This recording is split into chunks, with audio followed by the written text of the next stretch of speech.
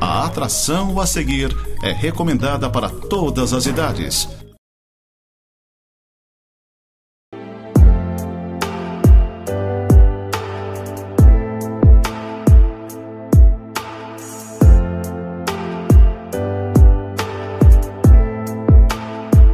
Olá, gente querida, graça e paz a todos. Estamos chegando ao final de todas as explanações que eu tenho feito sobre a visão que Deus tem colocado em meu coração em relação à casa do Pai, a Igreja do Nazareno em Lages. E eu tenho recebido vários retornos e isso alegra muito o coração da gente saber que as pessoas têm acompanhado e têm participado. Algumas pessoas têm manifestado que têm orado pela igreja e eu me alegro muito porque nós precisamos das orações dos irmãos, precisamos da intercessão de outros pastores, de outras igrejas, precisamos sim. Nós como igreja Casa do Pai nunca escondemos as nossas necessidades, nós estamos nos esforçando para trabalhar essa visão e estamos entrando em um novo tempo, nós temos certeza disso.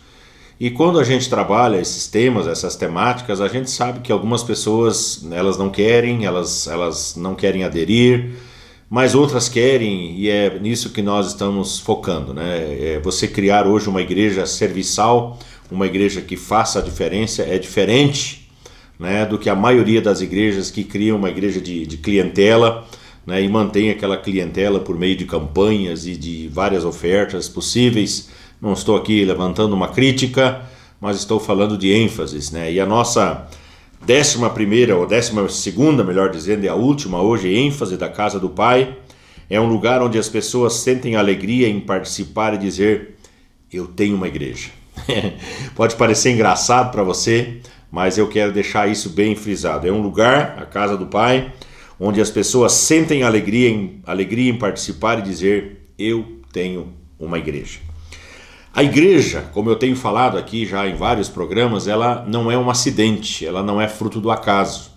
A igreja foi algo planejado pelo Criador, foi algo planejado por Deus. Ela nasceu no coração do Pai em primeiro lugar. Ela nasceu na pessoa de Cristo, lá no Evangelho de Mateus, capítulo 16, se você tiver uma Bíblia e quiser acompanhar a descrição. O Senhor Jesus, tendo reunido os seus discípulos, pergunta, o que falam sobre mim por aí? E aí os discípulos disseram, olha, uns dizem que o Senhor é Elias, outros falam que é Jeremias ou algum outro dos profetas, e começaram a dar várias declarações e opiniões. Daí Jesus disse, não, peraí, eu quero saber de vocês, o que vocês falam sobre mim? O que vocês dizem sobre mim? E aí Pedro salta à frente, capítulo 16, verso 16, e ele diz, tu és o Cristo, o Filho do Deus vivo. Então Jesus lhe afirmou, bem-aventurado és Simão Barjonas, porque não foi carne e sangue quem tu revelou, mas meu Pai que está nos céus. Pedro faz a solene declaração, tu és o Cristo, o Filho do Deus vivo.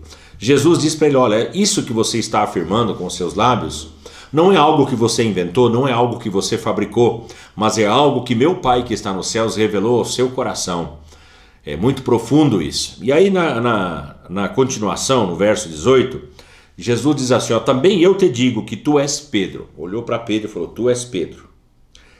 Tu és uma pedra, um pedregulho, um cascalho. Tu és Pedro. E sobre tauta te petra, no grego, sobre esta pedra, é como se Jesus ele puxasse as mãos para si e dissesse, olha, você é Pedro, mas sobre esta pedra, não sobre Pedro. Né? Tem uma corrente teológica por aí, de uma denominação, que prega o contrário, que a igreja foi edificada sobre Pedro. Não. Para quem conhece a nomenclatura grega e sabe, né, interpretar de forma correta, é tauta te petra, ou seja, Jesus diz, sobre esta pedra, falando dele mesmo, edificarei a minha igreja, a minha igreja. Então a igreja não é do pastor Marcos, a igreja não é do pastor fulano de tal, a igreja não é sua. A igreja não é minha, a igreja é de Cristo, a igreja é de Jesus. Ele fala, e a minha igreja eu vou edificar, e as portas do inferno não prevalecerão contra ela. Tem gente por aí dizendo assim, não, eu sou igreja em casa. Não. Isso aí é uma heresia, isso aí é um engano. Nós não somos igreja sozinhos, não somos. Daqui a pouco eu vou falar sobre isso, só quero que você entenda isso, que você sozinho é apenas uma brasa fora do braseiro que está prestes a apagar. É isso que você é, se você interpreta dessa maneira. Daqui a pouquinho eu falo, né, um pouquinho mais sobre isso. Então, a igreja é de Cristo, ela é edificada sobre ele. Ele é a rocha. Pedro é o fragmento da rocha, é o pedregulho. E ele seria o líder, sim, evidente que sim, mas a igreja seria edificada sobre Cristo. Jesus, em Efésios capítulo 5, né, no verso 25 a 29, nós trabalhamos esse texto aqui já nesta programação, e nessa carta aos Efésios capítulo 5, o apóstolo Paulo ele trabalha sobre o relacionamento entre marido e esposa, mas se referindo a Cristo e a igreja, como Cristo trata a igreja. Então no verso 25 ele diz: maridos, amai as vossas mulheres, como também Cristo amou a igreja e a si mesmo se entregou por ela. Então veja bem, a igreja não é coisa de somenos. A igreja é um detalhe. Não, a igreja nasceu no coração do Pai, no coração de Deus, foi edificada e tem sido edificada sobre Cristo, não é? E ele se entregou pela igreja, tá? E no versículo 28 fala assim, ó: assim também os maridos devem amar as suas mulheres como os seus próprios corpos. Quem ama a sua esposa, a si mesmo se ama. E no 29 diz: porque ninguém jamais odiou a sua própria carne, antes a alimenta e cuida dela, como também Cristo o fez com a igreja, como Cristo faz com a igreja. Ele alimenta e ele cuida. Então a igreja ela é cuidada por ninguém menos do que o seu próprio Criador, o seu próprio Fundador. A melhor ideia que Deus teve depois de criar o homem e a mulher foi a criação da igreja. Então a igreja, ela precisa ser vista não como um detalhe, mas a igreja, e eu não estou falando aqui de denominação A, B ou C, por favor, entenda corretamente. Estou falando da igreja de Cristo no planeta. A igreja, ela precisa ser vista como um lugar da presença do próprio Deus. A igreja ela precisa ser vista como um lugar de cura e de restauração. A igreja ela precisa ser vista como um lugar de abrigo, de consolo, de desafio. A pessoa entra machucada, ferida, cansada, cheia de problemas, sim, cheia de angústia, cheia de dor. Ela entra neste lugar porque ali está a presença restauradora do Senhor. E uma vez que o Senhor esteja ali, grandes coisas certamente vão acontecer. A presença do Pai em pessoa estará na igreja. Então ela precisa ser este lugar de abrigo, de consolo, de cura, de restauração, de desafio. A igreja, ela precisa ser um lugar de alegria, não é? Ela precisa ser um lugar de esperança. Sim, olha, nós pastores, nós líderes, a igreja, ela precisa ser portadora de uma palavra de esperança, porque as pessoas estão vivendo sem esperança, correndo atrás de coisas que não preenchem o vazio do seu coração. E nós temos uma proposta de alegria, uma proposta de paz, uma proposta de bênção. Nós como igreja, nós precisamos entender que nós temos que proporcionar leveza às pessoas que ali chegam, não fardo, não lei, não aquela cobrança legalista, muitas vezes não pode isso, não pode aquilo, e chega disso, e as pessoas elas já vêm surradas da vida, apanhando com seus problemas, com as suas dificuldades, e aí nós vamos colocar mais regras sobre elas. A igreja, ela tem que ter a sua leveza. A pessoa precisa e deve chegar com seus problemas, mas ela não pode voltar para casa do mesmo jeito que ela entrou naquele recinto. A igreja, ela precisa ser um lugar onde as pessoas sintam alegria de estar, onde as pessoas sintam prazer de estar. No Salmo 122, no verso 1, um dos salmos mais conhecidos da Bíblia, o salmista Davi, ele disse: alegrei-me quando me disseram, vamos à casa do Senhor. Muitas pessoas interpretam esse salmo como um convite para ir à casa do Senhor. Não é não. É uma interpretação errada. Davi está dizendo assim: olha, eu fiquei alegre quando alguém que estava passando me disse, vamos à casa do Senhor. Ou seja, estamos indo para a casa do Senhor. A coisa que mais alegra a gente é quando alguém cheio de problema, desgraçado no casamento, família bagunçada, cheio de droga, cheio disso, daquilo, quando a pessoa diz assim, cansei. Eu agora vou para a igreja, agora eu vou procurar uma igreja porque eu preciso mudar, eu vou para a igreja. A coisa que nós mais ansiamos é ver o pai, ver a mãe, os irmãos, titio, vovô, vovó, os primos, tudo aquilo que a gente mais deseja é que as pessoas estejam indo para a igreja, para a casa do Pai, para a casa do Senhor, para o lugar onde o Senhor escolheu para fazer habitar ali o seu nome. Então, esse Salmo 122, ele não é um convite, mas é um salmo de exaltação, né? a casa de Deus como um lugar de acolhimento, como um lugar, o versículo 3, como um lugar de acolhimento das tribos, ou seja, para onde as tribos de várias localidades concorreriam. Jerusalém se tornando lugar do templo, da habitação, da glória do Senhor, e as pessoas concorrendo para lá como um lugar de acolhimento. Então o que Davi estava fazendo? Expressando a sua alegria porque as pessoas estavam indo para a casa do Senhor. Por que essa alegria? Porque o templo, a igreja, ela deveria ser um lugar de culto. As pessoas acham que culto é você receber alguma coisa. Aí fazem culto de cura, é culto da restauração, é culto da vitória, é culto da bênção, é culto da família, é culto de louvor, é culto de adoração, é culto de não sei o quê. Culto, é tudo culto, não tem um nome, o nome a nomenclatura é humana, somos nós que colocamos essas coisas, porque culto na verdade é entrega, é você que cultua a Deus, que você entrega o seu louvor, a sua adoração, juntamente com os irmãos que foram comprados pelo mesmo sangue. Então culto é isso. Por que alegria? Porque o templo, a igreja, é lugar de culto. Por que alegria? Porque o templo, a igreja, é lugar de adoração. Por que essa alegria? Porque o templo, a igreja, é o lugar de rendição. Eu vou lá para me render a Deus, para me entregar ao Senhor. A coisa mais linda que um ser humano pode fazer quando vai para a casa do Senhor é render-se a Ele, parar de lutar com as próprias forças. Pare de lutar com as próprias forças, pare de você mesmo querer dar direção à sua vida. Não é melhor render-se ao Senhor? Não é melhor procurar entender o que está no coração do Pai e seguir o seu plano, o seu propósito? Eu tenho certeza que você vai sofrer menos na sua vida se você entender dessa maneira. O mais profundo de tudo é que a igreja, ela pode ser e deve ser o lugar, e isso talvez seja o mais profundo que eu venha dizer aqui, nesse momento, é o lugar de você encontrar-se com o Deus da nova aliança. Uau, isto é lindo demais! A igreja é o lugar de você encontrar-se com o Deus da nova aliança.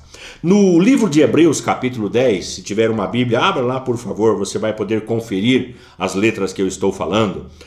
O autor da carta de Hebreus, que nós não sabemos se foi o apóstolo Paulo, se foi Barnabé, se foi Apolo, não há uma menção explícita sobre isso, diz assim, tendo pois intrepidez, irmãos, para entrar no Santo dos Santos pelo sangue de Jesus, pelo novo e vivo caminho que ele nos consagrou pelo véu, isto é, pela sua carne, e tendo grandes sacerdotes sobre a casa de Deus, aproximemo-nos com sincero coração, em plena certeza de fé, tendo os corações purificados de má consciência e lavado o corpo com água pura, guardemos firme a confissão da esperança sem vacilar, pois quem fez a promessa é fiel. Consideremo-nos também uns aos outros para nos estimularmos ao amor e às boas obras. Não deixemos de congregar-nos, como é costume de alguns, antes façamos admoestações, e tanto mais quanto vedes que o dia se aproxima. Muito bem, se Davi sentia alegria quando as pessoas iam à casa do Senhor, eu entendo que nós temos mais motivos ainda para nos alegrarmos. Por quê? Primeiro, porque nós nos alegramos porque nós podemos contemplar o Cordeiro de Deus que foi morto e agora vive. Olha só, a nossa alegria é maior do que a alegria de Davi, porque Davi, ele via animais mortos para todos os lados. O que Davi via eram os sacrifícios, era o sangue derramado. O que Davi via era barulho de bodes, de bois, como Jesus certa vez entrou no templo e disse: o que vocês estão fazendo com a casa de meu pai? Vocês estão transformando a casa de meu pai numa casa de negócio, gente vendendo aqui, vendendo lá, comprando aqui. E ele disse: vocês transformaram a casa do meu pai num covil de salteadores. Então expulsou os cambistas, expulsou todos de lá, porque o zelo da casa do Senhor consumiria o coração de Jesus. O que Davi via? Davi via sacrifícios. E nós celebramos o sacrifício de Jesus, que foi celebrado de uma vez por todas na cruz do Calvário. É isso que o autor está dizendo. Eu fico imaginando a criancinha, 12 anos, 13 anos, que é quando já podiam participar do templo, perguntando: papai, o que aquele titio está fazendo quando ele entra lá atrás daquela cortina lá? E aí então o pai dizia, ensinava o filho lá, e entra o sacerdote uma vez por ano. E ele entra lá para fazer a expiação pelo pecado de toda a nação. E de repente, com a cruz, com a morte de Jesus, aquele véu que era da grossura de uma palma da mão de um homem, que era puxado por bois para o lado de fora, aquele véu ele se rasga de cima a baixo. Era necessário uma força descomunal, uma força poderosa vindo dos céus para rasgar aquele véu. E à medida que aquele véu rasga, as autoridades judaicas elas entram em polvorosa. Por quê?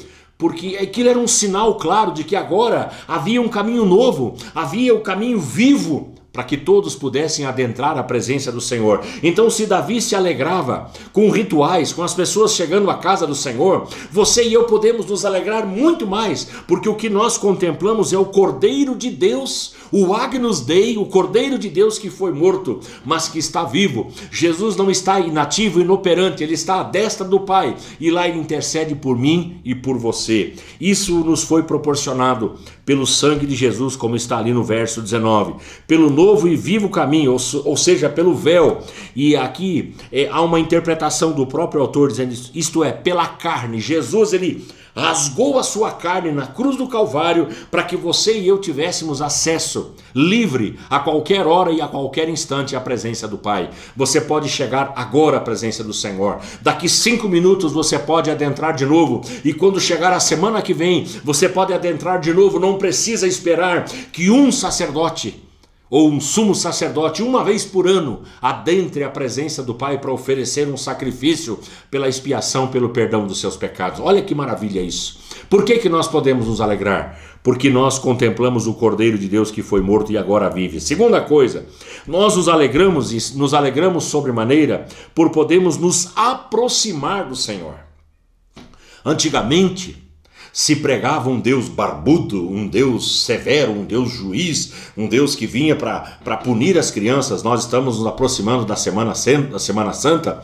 Imagina, antigamente botavam na nossa cabeça que na Sexta-feira Santa você não podia gritar, você não podia jogar bola, você não podia fazer isso, não fazer aquilo, porque Deus ele castigava. Então se pintava um quadro de um Deus vingativo, de um Deus juiz. Nós sabemos que existe esse lado, mas sobretudo o meu Deus é como aquele pai da história do filho pródigo que está ao portão da casa, de braços abertos, esperando o seu filho retornar. Deus, ele espera que nós nos aproximemos, como diz aqui no versículo 22 do capítulo 10 do livro de Hebreus. Aproximemo-nos com sincero coração. Nós nos alegramos porque podemos chegar. Nós nos alegramos porque podemos nos aproximar do Senhor. Em terceiro lugar, nós nos alegramos porque a casa do Senhor, ela não fica somente em Jerusalém. Veja bem o que eu estou dizendo. O lugar santo, o lugar de adoração, o lugar de culto, o lugar de se expressar diante do Senhor, não está restrito a um lugar. Para um bom entendedor, basta o que eu estou dizendo. Tem gente que diz, não, eu tenho que ir para tal lugar se eu quiser receber uma graça. Eu tenho que ir para tal lugar se eu quiser receber uma bênção. Não, a glória do Senhor não está restrita a um determinado ambiente, a um determinado lugar. Jesus disse para a mulher samaritana junto ao poço, nem em Gerizim, nem neste monte, nem em Jerusalém adorarão ao Pai, mas adorarão ao Pai em espírito e em verdade. Então, onde você e eu estamos, ali é lugar de adoração. A minha Bíblia diz, na primeira carta aos Coríntios, capítulo 3, no verso 16, e também no capítulo 6, verso 19 e no verso 20, que nós somos o templo do Espírito Santo. Nós somos santuários do Deus vivente. Olha que coisa profunda. Isso nos foi garantido pela cruz de Cristo. Você é um santuário, eu sou um santuário.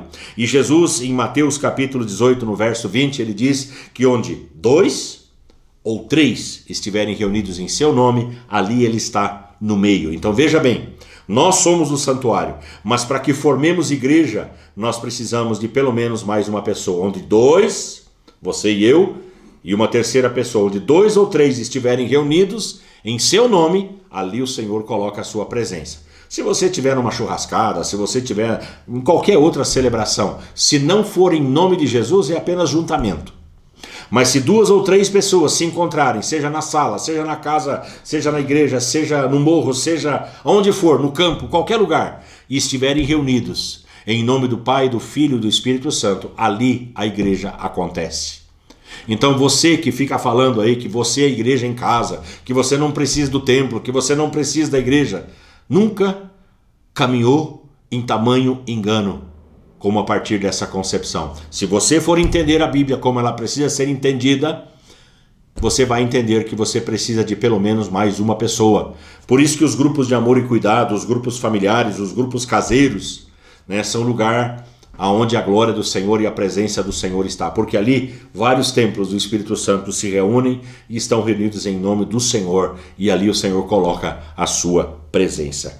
Então, a partir de João capítulo 14, do verso 16 até o verso 18, nós entendemos aquilo que Jesus disse: olha, eu não vou deixar vocês órfãos, eu vou para o Pai, eu vou subir, mas eu voltarei para vocês, eu vou mandar outro Consolador e ele vai estar para sempre com vocês e vai estar em vós. Então o que Jesus faz? Ele diz que nós seríamos transformados em habitação da presença do Senhor mediante o seu Espírito Santo. Isso é lindo e isso é profundo demais. Então o que nós devemos fazer? Como diz o final do texto que eu li, de Hebreus 10, o verso 25, diz que nós não devemos deixar de nos congregar como é costume de alguns. Deixa o costume para os pagãos, deixa o costume para os descrentes, mas você que é filho, você que é filha, mantenha a sua fé, mantenha a sua esperança e mantenha esta convicção de que você precisa estar reunido na casa do Senhor. Quando a igreja passa a ser chamada de minha casa ou de minha igreja, isso significa que nós temos o desejo de trazer todas as pessoas que estão ao nosso redor. Eu tenho uma igreja e é isso que eu tenho ensinado. Eu não preciso de uma outra igreja. Eu tenho uma igreja, eu tenho um pastor, eu não preciso de um outro pastor. Eu tenho irmãos na fé e eu não preciso de outros. Ou seja, eu não preciso ficar batendo de porta em porta, que acontece muito hoje em dia, né? Parece até uma piada. Mas a pessoa vai, ela é um cliente, um absorvedor, se essa palavra existe, né, da cultura eclesiástica, daquilo que a igreja tem para oferecer. E ela vai e ela se serve. Se ela não for bem servida, ela vai bater numa porta. E eu quero dizer para você que você tem uma igreja onde você pode ser você mesmo e onde você pode servir ao Senhor a partir dos seus dons e dos seus talentos. Valorize a sua igreja. Valorize o seu pastor, valorize os seus irmãos na fé, caminhe junto com eles. É isso que Deus deseja. E eu espero que nessas 12 pregações sobre essa temática eu tenha conseguido, de alguma maneira, com a ajuda do Espírito Santo, adentrar ao seu coração. E como alguém que me passou uma mensagem hoje mesmo disse: olha, pastor, o senhor de vez em quando vai para o programa e o senhor dá uns puxões de orelha. Lá de Curitiba alguém me falou isso. O senhor dá uns puxões de orelha e a gente agradece a Deus porque o Senhor tem feito isso. Minha intenção não é machucar ninguém, não é ferir ninguém. A minha intenção é tão somente falar daquilo que a Bíblia fala de maneira tão linda e tão maravilhosa, e muitas vezes a gente acaba negligenciando. Vamos orar. Nosso Pai querido, Deus amado, Deus de amor, de graça e de misericórdia, eu te agradeço por essas 12 semanas em que eu pude, Deus, veicular essa visão que o Senhor plantou no meu coração. Agradeço os irmãos que têm me ajudado, os irmãos que têm me influenciado, os irmãos que têm tido paciência comigo, os irmãos que têm entendido a proposta e que têm se esmerado, Deus, para estarem no centro da Tua vontade e para agirem de maneira diferenciada aqui dentro dessa cidade e a partir dessa cidade, Senhor. Nós estamos plantados aqui porque há um propósito nobre da Tua parte e nós queremos fazer aquilo que o Senhor tem reservado para nós. Eu oro por essa pessoa que recebe essa programação em qualquer cidade, em qualquer lugar, que a Tua graça, a Tua bênção, o Teu favor esteja com eles, em nome do Senhor Jesus. Amém e amém. Valeu, gente querida. Deus abençoe a todos. Fiquem todos na graça e na paz do Senhor Jesus.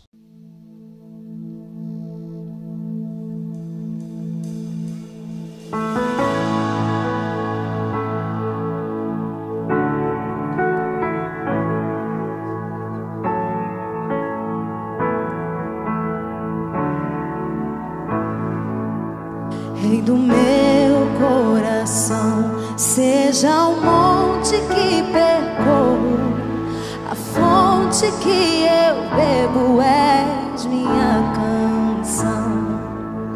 Rei do meu coração, seja o meu esconderijo, refúgio que preciso, és minha canção.